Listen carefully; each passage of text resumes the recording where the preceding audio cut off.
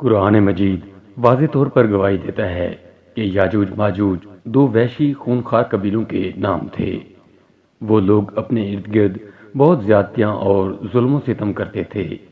مفسر علامہ طباطبائی نے المیزان میں لکھا ہے کہ توریت کی ساری باتوں سے مجموعی طور پر معلوم ہوتا ہے کہ یاجوج ماجوج ایک یا کئی بڑے بڑے قبیلے تھے۔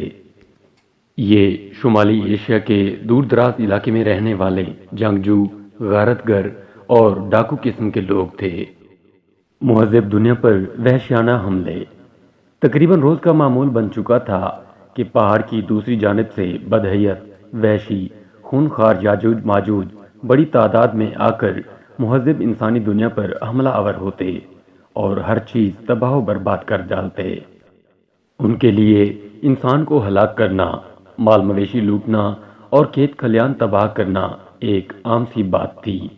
لوگ نہایت خوف کی حالت میں اس زمینی آفت سے نجات کے لیے اپنے رب سے گڑ گڑا کر دعائیں کرتے۔ ایک صبح جب وہ سو کر اٹھے تو انہوں نے دیکھا کہ ہزاروں کی تعداد میں ایک عالی شان اجنبی فوج ان کے کھلے میدانوں میں خیمہ زن ہے۔ پہلے تو وہ حیران اور خوف زدہ ہوئے، لیکن پھر قوم کے چند سردار اس جنگجو لشکر کو اپنے لیے غیبی مدد اور نجات دہندہ سمجھتے ہوئے لشکر کی جانب گئے اور سپہ سالار سے ملنے کی خواہش ظاہر کی۔ اجازت کے بعد مقامی سرداروں کو فوج کے سپہ سالار کے خیمے میں پیش کیا گیا۔ سپہ سالار نے معززین شہر کو خوش آمدید کہتے ہوئے یقین دلایا کہ ان کی فوج ان کے علاقوں پر قبضہ کرے گی، نہ ہی ان کے مال مویشی اور کھیت کھلیان کو کوئی نقصان پہنچائے گی۔ مقامی سردار جنگی لباس میں ملبوس فوج کے سپہ سالار کا حسن اخلاق اور طرز مہربانی دیکھ کر مطمئن ہو گئے، لیکن جب ان کے سامنے یہ بات لائی گئی کہ وہ دنیا کے عظیم بادشاہ ذوالقرنین سے ہم کلام ہونے کا شرف حاصل کر رہے ہیں تو بہت حیران ہوئے اور دل میں سوچنے لگے کہ شاید یہ شخص قدرت کی جانب سے ہمارے لیے نجات دہندہ بن کر آیا ہے۔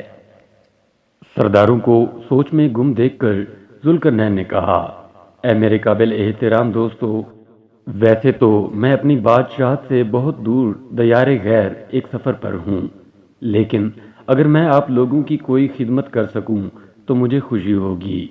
بس یہی وہ لمحہ تھا کہ جب ان کی دلی خواہش ان کے لبوں پر آ گئی۔ ان سب نے ایک دوسرے کی جانب دیکھا اور پھر ایک شخص بولا، اے مہربان بادشاہ، اس پہاڑ کی دوسری جانب یاجوج ماجوج نام کی قوم رہتی ہے جو زمین پر بہت فساد مچانے والے لوگ ہیں۔ اگر ہم آپ کو کچھ خراج ادا کر دیں تو کیا اس کے عوض آپ ہمارے اور ان کے درمیان ایک دیوار تعمیر کر دیں گے؟ بادشاہ نے کہا، میرے قابل احترام دوستو، رب نے مجھے جو کچھ دے رکھا ہے وہ بہت بہتر ہے۔ البتہ اگر تم لوگ میری مدد قوت و طاقت سے کرو تو میں تمہارے اور ان کے درمیان ایک مضبوط دیوار تعمیر کر دوں گا۔ سد ذوالقرنین کی تلاش۔ ذوالقرنین نے دونوں پہاڑوں کے سروں کے درمیان جو خلا تھا اسے لوہے کی بڑی موٹی چادروں کے ساتھ پر کر دیا، پھر چادروں کو خوب گرم کر کے ان پر پگھلا ہوا لوہا، تانبا اور سیسا ڈال کر اسے مضبوطی سے بند کر دیا، جسے عبور کر کے یاجوج ماجوج کا دوسری طرف انسانی آبادیوں میں آنا ناممکن ہو گیا۔ ڈاکٹر اسرار احمد تحریر فرماتے ہیں کہ اس دیوار کے آثار بحیرہ کیسپیئن کے مغربی ساحل کے ساتھ ساتھ داریال اور دربند کے درمیان اب بھی موجود ہیں۔ یہ دیوار 50 میل لمبی، 29 فٹ اونچی اور 10 فٹ چوڑی ہے۔ آج سے سینکڑوں سال پہلے لوہے اور تانبے کی اتنی بڑی دیوار تعمیر کرنا یقیناً ایک بہت بڑا کارنامہ تھا۔ داریال روس اور جارجیا کے درمیان ایک دریائی گھاٹی ہے۔ داریال اور دربند کا درمیانی راستہ کوہستانی دروں پر مشتمل ہے۔ حضرت مولانا انور شاہ کشمیری اپنی کتاب عقیدہ الاسلام میں تحریر فرماتے ہیں کہ مختلف ادوار میں مفسد اور وحشی انسانوں کی طاقت و تاراج سے حفاظت کے لیے زمین پر بہت سی جگہوں پر سدیں یعنی دیواریں تعمیر کی گئیں۔ حضرت مولانا حفظ الرحمان سیواروی نے اپنی کتاب قصص القرآن میں فرمایا کہ یاجوج ماجوج کی طاقت و تاراج اور شر و فساد کا دائرہ اتنا وسیع تھا کہ ایک طرف کاکیشا کے نیچے بسنے والے ان کے ظلم و ستم کا شکار تھے، تو دوسری طرف تبت اور چین کے باشندے بھی ہر وقت ان کی زد میں رہتے تھے۔ انہی یاجوج ماجوج کے شر و فساد سے بچنے کے لیے مختلف زمانوں میں مختلف مقامات پر متعدد دیواریں تعمیر کی گئیں۔ ابن کثیر نے البدایہ والنہایہ میں لکھا کہ واثق باللہ خلیفہ عباسی نے سد ذوالقرنین کی تحقیق کی غرض سے ایک جماعت کو روانہ کیا، جس نے اپنی تحقیق کے بعد بتایا کہ یہ دیوار لوہے سے تعمیر کی گئی ہے، اس میں بڑے بڑے دروازے بھی ہیں، ان پر قفل پڑا ہوا ہے اور یہ شمال مشرق میں واقع ہے۔ واللہ عالم۔ اہل مغرب کا گمراہ کن پروپیگنڈا۔ حضرت مولانا سید محمد انور شاہ نے کوکاب قفقاز کی سد کو ترجیح دیتے ہوئے فرمایا کہ یہ سد ذوالقرنین کی تعمیر کردہ ہے۔ اہل یورپ ان شمالی دیواروں میں سے کسی کا موجود ہونا یا یاجوج ماجوج کا راستہ بند ہونا تسلیم ہی نہیں کرتے۔ اسی بنیاد پر بعض مسلمان مورخین نے بھی یہ لکھنا شروع کر دیا ہے کہ قرآن و حدیث میں یاجوج ماجوج کے خروج کا جو ذکر ہے وہ ہو چکا ہے۔ بعض نے 6 صدی ہجری میں قوم تاتار کی طوفانی یلغار کو یاجوج ماجوج قرار دے دیا، اور بعض نے دنیا پر غالب آ جانے والی قوموں یعنی روس، چین، یورپ اور امریکہ کو یاجوج ماجوج کہہ کر اس باب کو بند کر دیا۔ علامہ شہاب الدین محمود آلوسی نے اپنی تفسیر روح المعانی میں تاتاریوں کو یاجوج ماجوج قرار دینے والوں کی سختی سے تردید کرتے ہوئے فرمایا کہ ایسا خیال کرنا کھلی گمراہی اور نصوص حدیث کی مخالفت ہے۔ البتہ یہ فتنہ یاجوج ماجوج کے فتنے سے مشابہ ضرور ہے۔ قرآن مجید اور احادیث میں یاجوج ماجوج کے خروج کو قرب قیامت کی ایک بڑی علامت قرار دے دیا گیا ہے، اور ان کے خروج کا وقت حضرت عیسیٰ علیہ السلام کے نزول کے بعد بتایا گیا ہے۔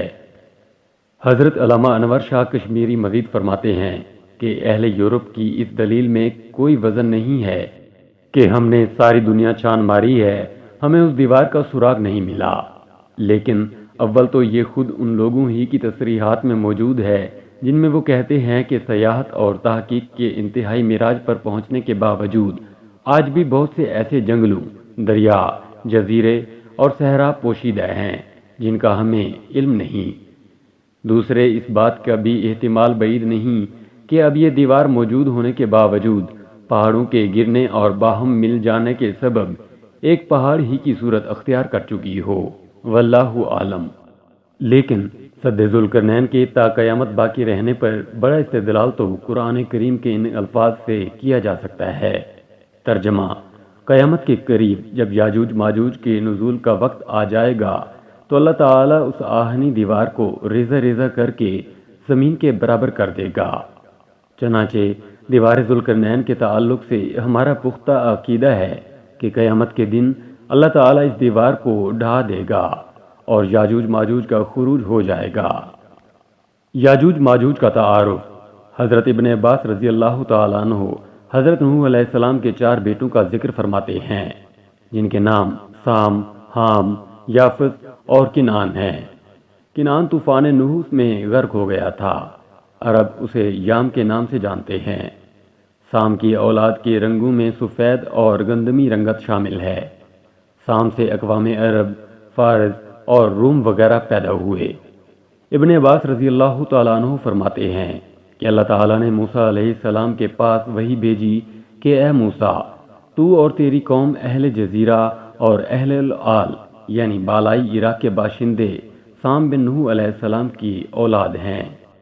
سام کی اولاد نے بابل سے نکل کر مجہول کی زمین میں قیام کیا کہ زمین کا مرکز یہی ہے۔ اسی قوم کو اللہ تعالیٰ نے پیغمبری، نبوت، کتاب شریعت، حسن و جمال، گندم گنی اور گورا رنگ عطا فرمایا۔ محمد بن الصائب فرماتے ہیں کہ ہندی قوم کے ایک بیٹے کا نام مکران تھا۔ سمرہ رضی اللہ تعالیٰ عنہ سے روایت ہے کہ رسول اللہ صلی اللہ علیہ وآلہ وسلم نے فرمایا کہ نوح علیہ السلام کے بیٹوں میں عربوں کے ابو الآباء سام ہیں، ان سب میں خیر و فلاح ہے۔ حضرت سعید بن المسیب رضی اللہ تعالیٰ عنہ فرماتے ہیں کہ حام سے قوم سوڈان، بربر اور کبت پیدا ہوئے۔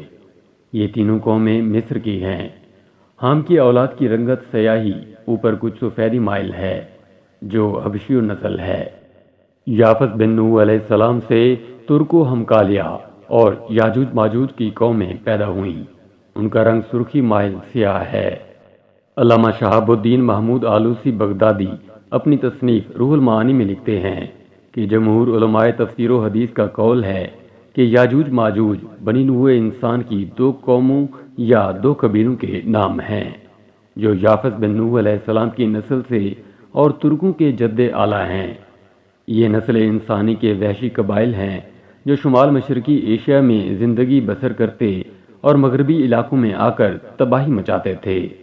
ان کے متعلق اسرائیلی روایات اور تاریخی قصے کہانیوں میں بہت سی بے سر و پا اور عجیب و غریب باتیں مشہور ہیں، جنہیں بعض مفسرین نے بھی تاریخی حیثیت سے نقل کر دیا ہے، جبکہ قرآن کریم اور حدیث مبارکہ میں اس قصے کے تعلق سے امت کو جو آگاہی فراہم کی گئی ہے وہی ہمارے لیے مستند اور مسلمہ ہے۔